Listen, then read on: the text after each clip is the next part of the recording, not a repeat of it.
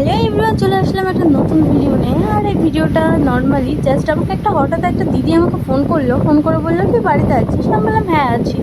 তারপর বললো চ তাহলে একটু স্টেশন থেকে হেঁটে আসি। তো মনে হলো যে ওয়েটটা বেড়ে গেছে, ঠিকই আছে, হেলদি হয়ে গেছে আমি থেকে অনেক।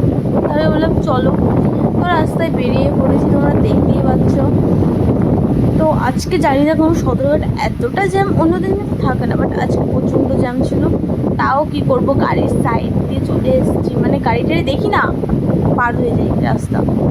তো এখানে যাচ্ছি রাস্তায় হাঁটতে হাঁটতে। আইসক্রিম আমার এতদিন ধরে খেতে ইচ্ছা করছে, বাট কী করবো গাইস, আইসক্রিম খেলে তো আবার বুঝতেই পারছি মোটি হয়ে যাবো।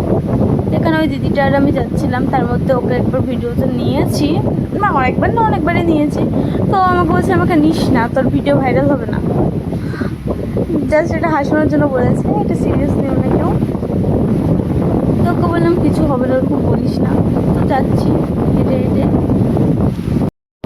আর আমরা যাচ্ছিলাম সন্ধ্যের টাইমে, প্রায় সন্ধে হতে চলেছিল সেরকম টাইম। সকালে গেলে ভালো হয় সেটা জানি, বাট সকালে গাইস ঘুম থেকে উঠতে ইচ্ছা করে না, ঘুম থেকে উঠি 12টার দিকে, আর অত সকালে ওঠা সম্ভব না। তো এখানে ফাইনালি স্টেশনের কাছে চলে এসেছি, স্টেশনে এসে হাঁটাও স্টার্ট করে দিয়েছি। তো দিদিটা আমাকে বলছিল যে সকালে হাঁটতে যাওয়ার কথা, আমি বললাম ঠিক আছে হ্যাঁ। এর আগেও আমার কয়টা ফ্রেন্ড বলেছিল যে হাঁটতে চ সকালে, বাট তখন কি হয়েছে মানে উঠেছি, বাট আবার মনে হয় না ঘুমাই, কালকে থেকে স্টার্ট করবো, এরকম করতে করতে না গাইস আর হয় না। দিদিটা বলছে যে সকালে ওঠ, আমি বলছি ঠিক আছে তাহলে 4:30টার দিকে ফোন করিস আমাকে। বলছি 4:30? আমি বলছি হ্যাঁ 4:30, তো কী হয়েছে? তো বলছি 4:30 না, 6টার দিকে চল। আমি বলছি 6টার দিকে তো কাজ যেতে হবে না, রোদ সূর্য মামা এতটা তাপ দেবে, আর দৌড়াতেও পারবি না, হাঁটতেও পারবি না। তার জন্য লাস্টে ডিসাইড হলো যে 5টার দিকে যাওয়া হবে, বাট জানি কেউ উঠতে পারবো না। আমি বলেছি ফোন করিস, উঠাতে পারিস তাহলে যাবো, যাবো না। তো এখানে হাঁটছি, বিন্দাস ঘেমে আমার অবস্থা খারাপ, বাট ক্যামেরায় বোঝা যাচ্ছে না সেটা। আর দেখো এখন প্রায় অন্ধকার হয়ে এসেছে, আর একটু আগে না আলো ছিল, তোমরা দেখতে পাচ্ছিলে আকাশটা কত সুন্দর লাগছিল দেখতে। আর এখন স্টেশনে প্রায় অনেক কেউ নেই, তার মধ্যে এখানে একটা ট্রেন চলে এসছে। ট্রেনটার সাথে ভেতরে যে আমরা কি পাগলাম করেছি, ট্রেনটা অন্ধকার বলে ভিডিওতে নিতে পারিনি। মানে ট্রেনটা এখানে আসছিল, আমরা উঠতে ভয় পাচ্ছিলাম, দাঁড়িয়ে গেছিলো, তাও ভাবছিলাম যে আবার ছেড়ে না দেয়, তারপর নামতে যদি না পারি তখন কি করব। তো আমি তো উঠে গেছি ট্রেনে, তো দিদিটা উঠতে ভয় পাচ্ছিলো, আমি বলছি আমি লাফিয়ে নেমে যাবো যদি ট্রেন ছেড়ে দেয়। তাও উঠেছি, দেখছি ইঞ্জিন বন্ধ করেছে। আমি আবার শুনতে গেছি আঙ্কেল এখানে ইঞ্জিনটা কি বন্ধ হবে নাকি আবার ট্রেনটা নিয়ে আপনি যাবেন?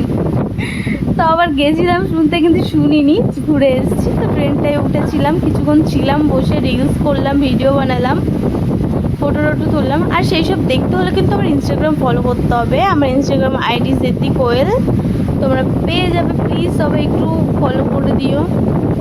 এখানে প্রায় সন্ধ্যা পার হয়ে গেছে, 7:30 এরকম বাজে।